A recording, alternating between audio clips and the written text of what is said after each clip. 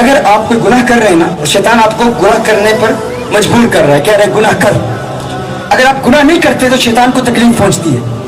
اگر آپ گناہ نہیں کرتے، اگر آپ ڈرگ نہیں لیتے تو شیطان کو تکلیف پہنچتی ہے، اسے درد ہوتا ہے، اسے غصہ آتا ہے. لیکن اگر آپ ڈرگ لے لیتے ہیں اور اس کے بعد توبہ بھی کرتے ہیں، شکرانہ بھی ادا کرتے ہیں، تو اس سے شیطان کو اور زیادہ تکلیف پہنچتی ہے. اس سے شیطان کو اور زیادہ تکلیف پہنچتی ہے. مجھے ایک بھائی نے کہا میں توبہ کرنا چاہتا ہوں. میں نے کہا ٹھیک ہے، میں تمہیں پریکٹیکل میتھڈ بتاتا ہوں، 4 رکعتیں پڑھنی ہے گناہوں سے بچنے کے لیے. اس نے کہا ٹھیک ہے. اس نے مجھے کہا کہ پہلے دن میں نے 40 رکعتیں پڑھی. میننگ اس نے 10 گناہ کیے، ہر گناہ پر 40 رکعتیں. کہتے ہیں دوسرے دن 36، پھر 32. رفتہ رفتہ اب وہ وقت آیا ہے کہ اب 1 رکعت بھی نہیں پڑھتا. کیوں؟ وہ اس لیے شیطان جانتا ہے اگر شیطان کو اس بات کا علم ہو گیا نا، اگر شیطان کو اس بات کا یقین ہو گیا کہ اگر اس نے ڈرگ لے لیا تو پھر یہ مجھے مارے گا بھی، یہ بدلہ بھی لے گا، یہ ریونج لے گا، یہ رکے گا نہیں. ہم کہتے ہیں شیطان ایک مکہ مارے نا تو اب گر نہ جاؤ، گر کے لیٹ نہ جاؤ. It's impossible. I can't make توبہ. I can't refrain from this. I'm addicted to this. It's impossible. نہیں، اٹھو. وہ 1 مارے تو تم اسے 10 مارو، کم از کم 4 تو مارو نا. اس نے آپ کو ڈرگز پینے پر مجبور کیا، آپ اٹھ کر فوراً 4 رکعتیں ادا کریں. اس کا فائدہ کیا ہوگا؟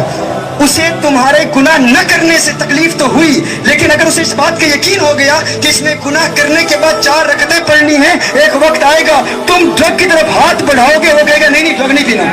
وہ خود روکے گا، وہ خود روکے گا، وہ کہے گا ڈرگ نہیں پینا، شراب نہیں پینی. کیوں؟ اسے پتا ہے کہ اگر پی لی تو یہ بدلہ لے گا، اور اس کا بدلہ بہت سخت ہے. وہ ایک شخص نے 1 نماز مس کر دی، 1 نماز فجر کی قضا ہو گئی تو پھر مسلسل 1 سال روزے رکھے، 1 سال روزے رکھے شیطان سے بدلہ لینے کے لیے. لیکن اس کے بعد پھر نماز قضا نہیں ہوئی. کیوں؟ کیونکہ پھر اس کے بعد اسے کسی الارم کلاک کی ضرورت نہیں تھی. شیطان خود آ کے جگاتا، اٹھ نماز ادا کر، تیری نماز قضا نہ ہو جائے.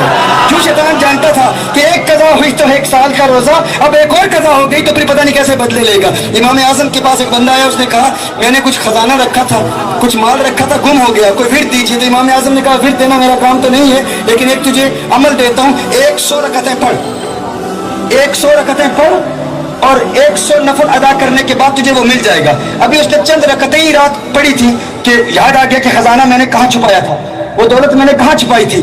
یاد آئی، خزانہ لیا. دن کے وقت امام اعظم ابو حنیفہ کے پاس گیا، کہا وہ جہاں میں نے مال و اسباب چھپایا تھا مجھے یاد آ گیا. کہا کیا کمال ورد دیا آپ نے. فرمایا وظیفہ کچھ نہیں تھا، مجھے پتا تھا کہ شیطان تیرے خزانے کا دشمن ہے. یہ جو تو بھول گیا تھا نا، شیطان تجھے اس خزانے سے محروم کرنا چاہتا تھا. شیطان نے تیرا خزانہ چھپا دیا تھا، لیکن وہ دنیا کا خزانہ ہے، یہ 100 رکعتیں آخرت کا خزانہ ہے. وہ یہ تو قبول کر لے گا کہ تجھے دنیا کا خزانہ مل جائے، لیکن یہ 100 رکعتوں کا خزانہ تجھے نہیں دے گا. تو میں نے کہا 100 رکعتیں پڑھ لے. اگر تو 100 رکعتیں پڑھے گا اس یقین کے ساتھ خزانہ نہ ملا تو پوری ادا کروں گا، تو وہ شیطان جس نے تجھے بھلا دیا تھا وہ خزانہ رکھا کہاں ہے وہ خود یاد دلا دے گا. لیکن میں تجھ سے پوچھنا چاہتا ہوں کیا تو نے 100 رکعتیں پڑھی تھی؟ اس نے کہا نہیں حضرت. جب وہ یاد آ گیا تو پھر میں نے 100 رکعتیں چھوڑ دی. کہا شیطان سے مقابلہ کرنے کا طریقہ یہ تھا کہ دنیا کا خزانہ مل گیا ہے تو اب اس سے بدلہ لیتا، آخرت کا خزانہ بھی حاصل کرتا اور 100 رکعتیں پوری کرتا.